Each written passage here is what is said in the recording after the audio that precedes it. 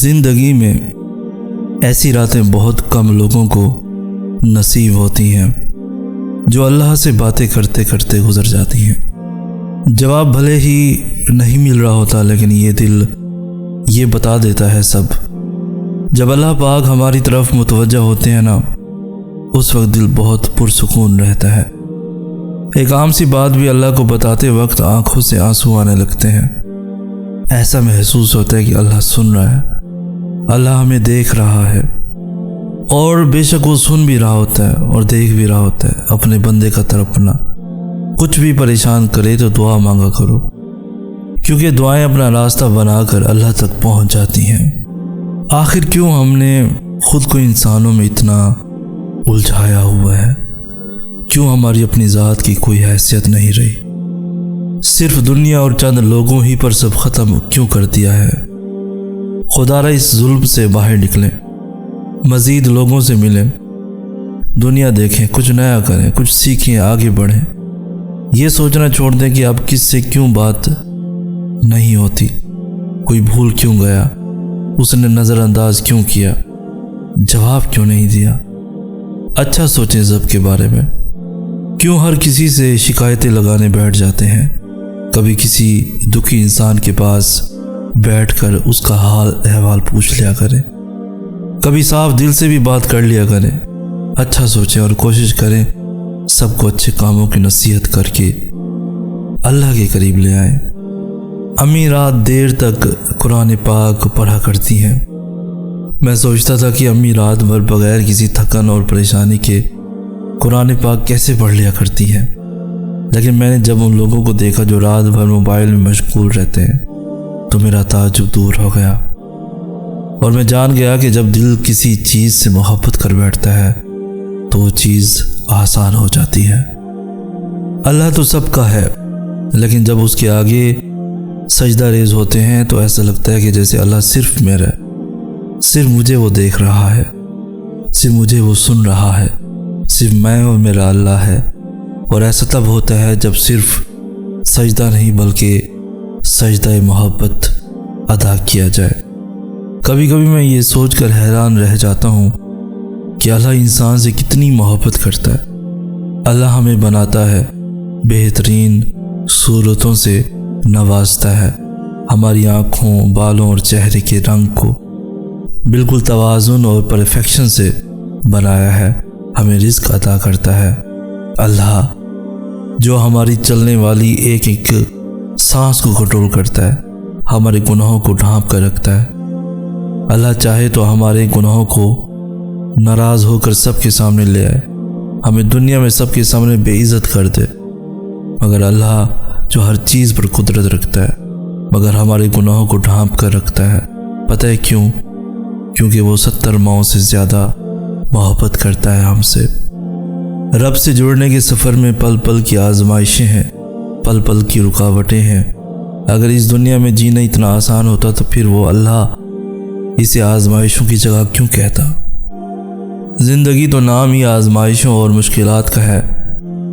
اس رب کو نیک لوگوں کی طلب نہیں، اس نے تو بس یہ جہاں ہم جیسے گنہگاروں کے لیے بنایا ہے، تاکہ جب ہم ٹوٹے بکھرے اس کی بارگاہ میں جائیں تو وہ اپنی شفقت بڑی رحمت سے ہمیں ڈھانپ لے۔ کیا اللہ مجھ سے پیار کرتا ہے؟ یہ سوال اکثر میرے ذہن میں گردش کرتا ہے۔ پھر ایک دن مجھے خیال آیا کہ میرا رب جن بندوں کو زیادہ چاہتا ہے ان کے بارے میں تو اس نے آیتیں اتاری ہیں۔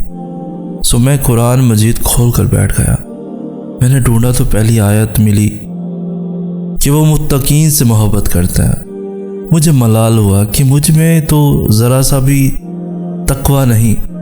پھر میں نے آگے پڑھا کہ وہ صابرین کو محبوب رکھتا ہے۔ مجھے اپنا بے صبرہ ہونے پر شدید افسوس ہوا۔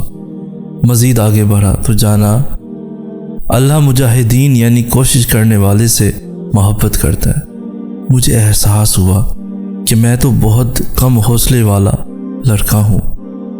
جب آپ نماز سے فارغ ہو کر کسی تسلی کی امید پر اپنا قرآن کھولتے ہیں اور ایک آیت پر آپ کی نظر پڑتی ہے، تھوڑی دیر پہلے تھمنے والے آنسو پھر سے بہنے لگتے ہیں۔ جس وجہ سے آپ جائے نماز پر تکلیف میں اپنے اللہ کے سامنے روئے تھے، اب اسی بات کی تسلی قرآن کی آیتوں میں آپ کے سامنے ہوتی ہے۔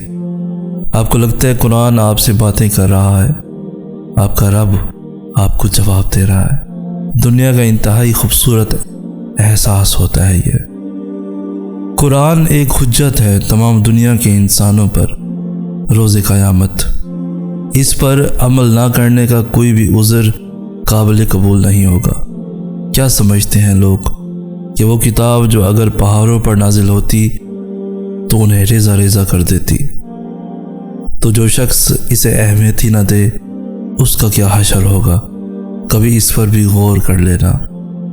میں تسلیم کرتا ہوں اپنا ہر گناہ تو بخش دے مجھے، دیکھ تو رحیم ہے، تیرے در سے خالی گیا تو تیری رحمت پہ سوالیہ نشان لگ جائے گا، اور تو کسی کو بے نیاز نہیں لوٹاتا، یہ تیری شان کے خلاف ہے۔ میری ندامت وقتی اور جھوٹی سہی، تیری رحمت تو پائیدار ہمیشہ رہنے والی اور سچی ہے۔ میرے مالک میں تیری آزمائش کے قابل نہیں، مجھے بس معاف کر دے، اپنے خزانوں میں سے اپنے قرب کا سکہ دے دے، اپنی رحمت کی وسیع چادر سے فقط ایک کونا اتنا سا کہ میرے گناہ، میری ذات، میری نافرمانی سب چھپ جائیں، عطا کر دے۔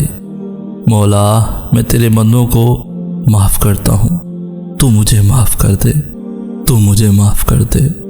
ایک بات یاد رکھیے گا، اللہ ہمیشہ لوگوں کو آپ کے سامنے ظاہر کرے گا۔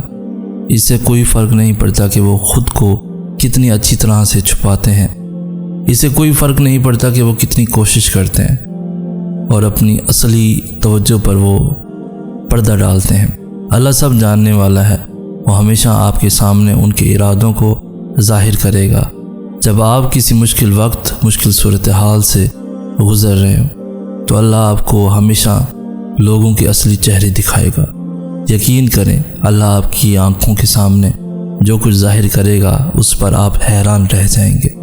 وہ لوگ جن کے بارے میں آپ کو لگتا ہے کہ وہ زندگی کے ہر مشکل وقت میں بھی آپ کا ساتھ نہیں چھوڑیں گے، وہ آپ کو اپنی زندگی سے ایسے باہر نکال دیں گے جیسے آپ کبھی تھے ہی نہیں۔